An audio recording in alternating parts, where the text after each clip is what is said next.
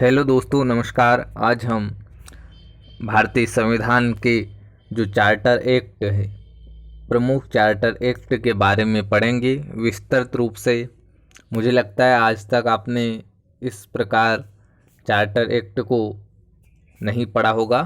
तो सबसे पहले अपन रेगुलेटिंग एक्ट के बारे में पढ़ते हैं, जिसके माध्यम से चार्टर एक्ट प्रारंभ हुआ और उसे एक नया आयाम दिया गया।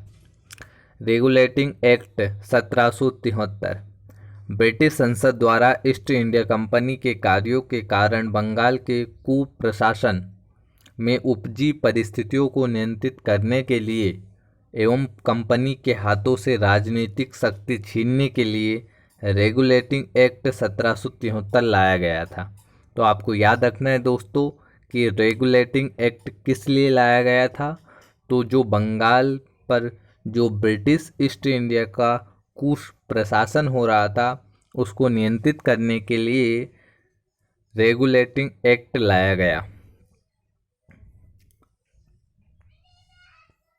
बंगाल के गवर्नर, इसमें क्या बदलाव किया गया आपको देखिए। इसमें बंगाल के गवर्नर को बंगाल का गवर्नर जनरल बना दिया गया और कलकत्ता में सुप्रीम कोर्ट की स्थापना की गई। तो दोस्तों आपको याद रखना है कि 1773 रेगुलेटिंग एक्ट में इसके द्वारा कलकत्ता में सुप्रीम कोर्ट की स्थापना की गई, जिसके पहले मुख्य न्यायाधीश एजिला एमपी थी और बम्बई तथा मद्रास को कलकत्ता के अधीन कर दिया गया। और आपको एक और पॉइंट याद रखना है कि बंगाल के गवर्नर को बंगाल का गवर्नर जनरल बना दिया गया। तो ये रेगुलेटिंग एक्ट 1773 में ये काम किए गए थे। अब आगे बढ़ते हैं दोस्तों। Pitt's India act.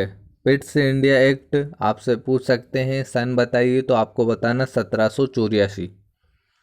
इसके द्वारा कंपनी के भ्रष्टाचार को कम करने का प्रयास किया गया। भारत में द्वैध शासन ला दिया गया, जिसके तहत कंपनियों के कार्यों को दो भागों में बांट दिया गया। तो आपको याद रखना है कि पिट्स इंडिया एक्ट अर्थात 1784, इसके द्वारा कंपनी का उद्देश्य था भ्रष्टाचार को कम करना। इसके द्वारा शासन में किए गए कार्यों को दो भागों में बांटा गया। पहला भाग निर्देशक मंडल अर्थात डायरेक्टर, यह भारत में रहते थे और व्यापारिक कार्यों को देखते थे। दूसरा नियंत्रण मंडल, यह इंग्लैंड में रहते थे और राजनीतिक तथा सैन्य कार्यों को देखते थे। तो दोस्तों आपको याद रखना है कि दो भागों में कंपनी ने अपने कार्यों को बांटा था। नंबर 1 निर्देशक मंडल अर्थात डायरेक्टर, यह भारत में रहते थे और व्यापारिक कार्यों को संचालित करते थे।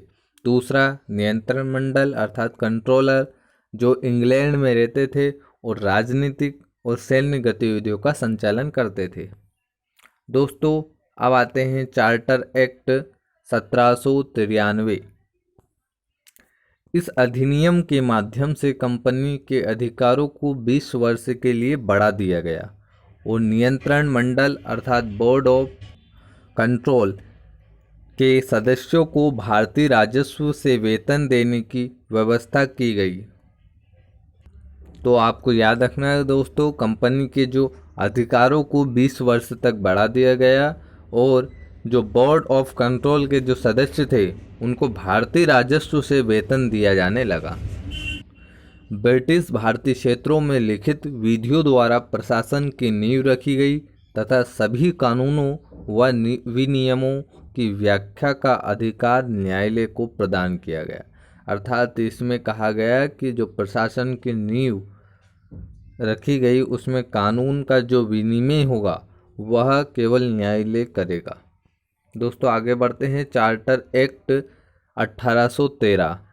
आप इन सभी चार्टर एक्ट के महत्वपूर्ण बिंदुओं को याद रखिए, क्योंकि आने वाली विभिन्न एग्ज़ामों में पूछ सकते हैं, जो कि अभी तक एग्ज़ाम में इससे क्वेश्चन बहुत कम बनते हैं।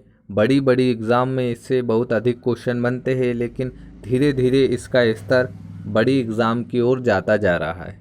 तो आप निश्चित ही इसको अच्छे से पढ़ेंगे चार्टर एक्ट 1813 कंपनी के एकाधिकार को समाप्त करने और उस पर प्रभावी नियंत्रण स्थापित करने तथा ईसाई मिशनरी की भारत में और अधिक स्वायत्तता की मांग के मद्देनज़र यह राजलेख पारित किया गया था। अर्थात दोस्तों आपको याद रखना है कि चार्टर एक्ट 1813 में यह महत्वपूर्ण बिंदु याद रखना है कि इसमें कंपनी के एकाधिकार को समाप्त करने का प्रयास किया गया था। चार्टर एक्ट द्वारा कंपनी का अधिकार 20 वर्ष के लिए पुनः बढ़ा दिया गया। तो इसमें आपको याद रखना है कि 1813 में जो चार्टर एक्ट हुआ था उसमें कंपनी के अधिकार को पुनः 20 वर्ष बढ़ा दिया गया। कंपनी के व्यापारिक एकाधिकार को समाप्त कर सभी ब्रिटिश जनों को व्यापार का अधिकार प्रदान कर दिया गया, किंतु चीन के साथ व्यापार और चाय के व्यापार के एकाधिकार को बनाए रखा गया। तो दोस्तों आपको याद रखना है कि इसमें एक अपवाद स्वरूप चीन के साथ जो व्यापार होता था चाय के व्यापार को भी एक अधिकार के क्षेत्र में रखा गया। इसमें यह अपवाद है, आप इस बात को याद रखिए। भारतीयों की शिक्षा पर प्रतिवर्ष 1 लाख रुपए खर्च करने का उपबंध किया गया। तो आपसे पूछ सकते हैं कि भारतीयों की शिक्षा पर 1 लाख रुपए खर्च करने का प्रावधान किस चार्टर एक्ट के तहत किया गया। तो आपको याद होना चाहिए कि इस चार्टर एक्ट का नाम क्या था, 1813 चार्टर एक्ट। अब आगे बढ़ते हैं दोस्तों। स्थानीय स्वायत्तता संस्थाओं को करारोपण अर्थात इनको टैक्स का अधिकार दिया गया। स्थानीय स्वायत्तता संस्थाओं को इस एक्ट के द्वारा कलकत्ता, बम्बई और मद्रास सरकारों द्वारा निर्मित विधियों द्वारा ब्रिटिश संसद द्वारा अनुमोदित जो अनिवार्य कर दिया गया कि ब्रिटिश सम्राट की स्वीकृति से कंपनी को गवर्नर जनरल, गवर्नरों तथा प्रधान सेनापतियों की नियुक्ति का अधिकार दिया गया। तो आपको याद रखना है कि इसमें जो स्थान थे जैसे कलकत्ता, बम्बई, मद्रास आदि में निर्मित विधियों द्वारा संसद के अनुमोदित कार्यवाही द्वारा कंपनी को गवर्नर जनरल, गवर्नरों और प्रधान सेनापतियों की नियुक्ति का दर्जा दिया गया या इनको नियुक्त किया गया। अब आते हैं दोस्तों चार्टर एक्ट 1833। तीसरा चार्टर अधिनियम पारित कर अधोलिखित प्रावधान किया गया तथा कंपनी का अधिकार 20 वर्ष के लिए पुनः बढ़ा दिया गया। तो ये दोस्तों 20-20 वर्ष तक बढ़ाया गया। आपको इस बात को याद रखना है। आपसे ये क्वेश्चन भी बन सकता है कि बताइए चार्टर एक्ट में जो प्रावधान दिए गए थे उन प्रावधानों को कितने वर्ष तक और अधिक बढ़ाया गया। तो आपको बताना है 20 वर्ष तक। इस एक्ट के तहत बंगाल के गवर्नर जनरल को संपूर्ण भारत गवर्नर जनरल बना दिया गया। इसके पहले अपन ने पढ़ा था बंगाल के गवर्नर को गवर्नर जनरल बना दिया गया था, जो first charter act regulating act में किया गया था। लेकिन अब भारत का गवर्नर जनरल संपूर्ण भारत का गवर्नर जनरल बना दिया गया। देश की शासन प्रणाली का केंद्रीकरण कर दिया गया। तो आपको इस बात का याद रखना है दोस्तों। सपरिषद गवर्नर जनरल को पूरे भारत के लिए कानून बनाने का अधिकार प्रदान किया गया, किंतु नियंत्रण मंडल इस कानून को अस्वीकृत कर स्वयं कानून बना सकता था। आपको याद रखना है कि इसमें नियंत्रण मंडल द्वारा जो इस कानून की अस्वीकृति दी गई थी वो इस कारण दी गई थी क्योंकि वह स्वयं कानून बना सकता था। गवर्नर जनरल की परिषद द्वारा पारित कानूनों को अधिनियम या एक्ट कहा जाता है। तो जो गवर्नर जनरल द्वारा जो इनकी परिषद होती थी उसके द्वारा जो कानून लागू किया जाता था उसी को एक्ट कहते थे या जो अधिनियम जारी होता था। बम्बई तथा मद्रास की परिषदों की विधि निर्माण की शक्तियों को वापस ले लिया गया। तो आपको याद रखना है दोस्तों। आगे बढ़ते हैं। कंपनी के व्यापारिक एकाधिकार चाय चीन के साथ व्यापार सहित समाप्त करा गया तथा कंपनी को प्रशासनिक एवं राजनीतिक दायित्व सौंपा गया। लॉर्ड मैकाले की अध्यक्षता में 4 सदस्य को आयोग गठित किया गया। 4 सदस्यीय आयोग गठित किया गया। किसके अध्यक्षता में? तो लॉर्ड मैकाले की अध्यक्षता में, जिसे हम अंग्रेजी शिक्षा का जन्मदाता कहते हैं भारत में।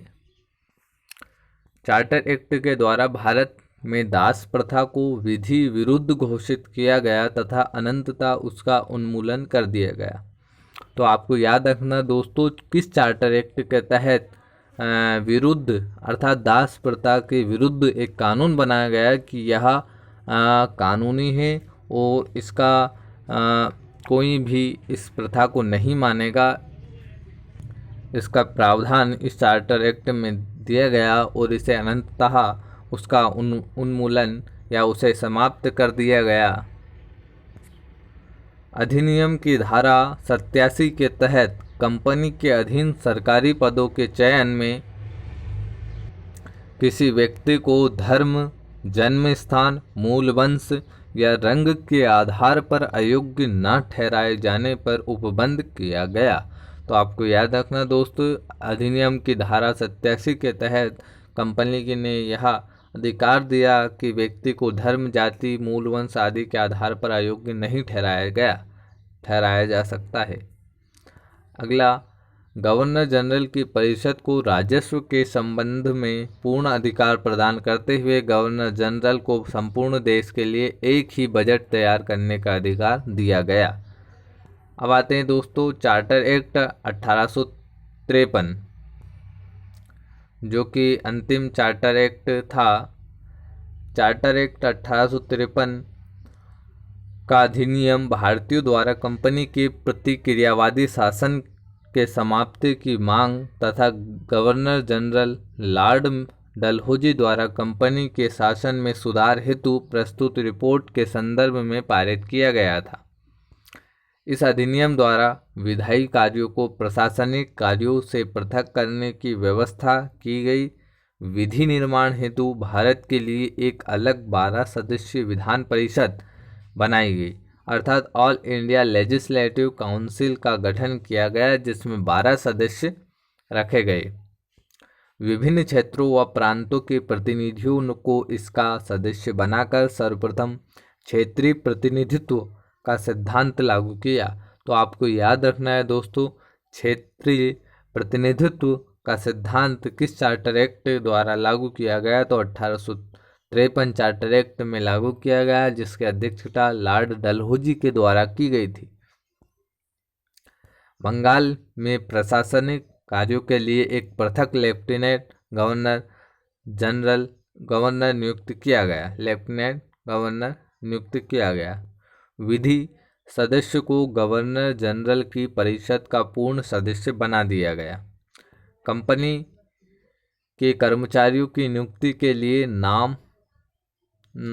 नामजदगी के स्थान पर प्रतियोगी परीक्षाओं, अर्थात पहले केवल नाम के आधार पर इस प्रकार का नियुक्त होती थी जो कर्मचारियों की नियुक्ति, लेकिन उसे समाप्त कर प्रतियोगी परीक्षाएं अर्थात कॉम्पिटिटिव एग्जामिनेशन को आधार बनाया गया। ब्रिटिश संसद को किसी भी समय कंपनी के शासन को समाप्त करने का अधिकार दिया गया, अर्थात ब्रिटिश संसद किसी भी समय कंपनी के शासन या उनके जो भी सत्ता है उसको समाप्त करने का उनको अधिकार दिया गया। ब्रिटिश संसद को निर्देशक मंडल के सदस्यों की संख्या 24 से कम कर 18 कर दी गई, जिसमें 6 क्राउन द्वारा मनोनीत किए गए थे। तो आपको याद रखना दोस्तों, यह एक्ट भारतीय शासन के ब्रिटिश कालीन इतिहास में अंतिम चार्टर एक्ट था। तो आपसे यह क्वेश्चन भी पूछ सकते हैं कि बताइए भारत सरकार के जो संविधान में जो चार्टर एक्ट वर्णित है उनमें अंतिम चार्टर एक्ट कौन सा था और किस सन में वह हुआ था? तो आपको याद रखना 1853 अंतिम चार्टर एक्ट था। दोस्तों आज का वीडियो यहीं तक रखते हैं। आज हमने चार्टर एक्ट के बारे में विस्तृत चर्चा की। कल हम एक नया टॉपिक लाएंगे, उसके बारे में अच्छे से पढ़ेंगे। और आपको बहुत बहुत धन्यवाद, आपने इस वीडियो को पूरा देखा। आपसे निवेदन है कि आप इस वीडियो को अपने सभी मित्रों जो भी कंपटीशन या कॉम्पिटिटिव एग्ज़ाम की तैयारी कर रहे हैं उनको आप ये शेयर कर दीजिए, ताकि वे भी इसे पढ़ सकें। और वीडियो पर लाइक करिए, कमेंट करिए कि आपको किस प्रकार की वीडियो या किस विषय से संबंधित वीडियो चाहिए। और आप चैनल को सब्सक्राइब करिए दोस्तों। Thank you.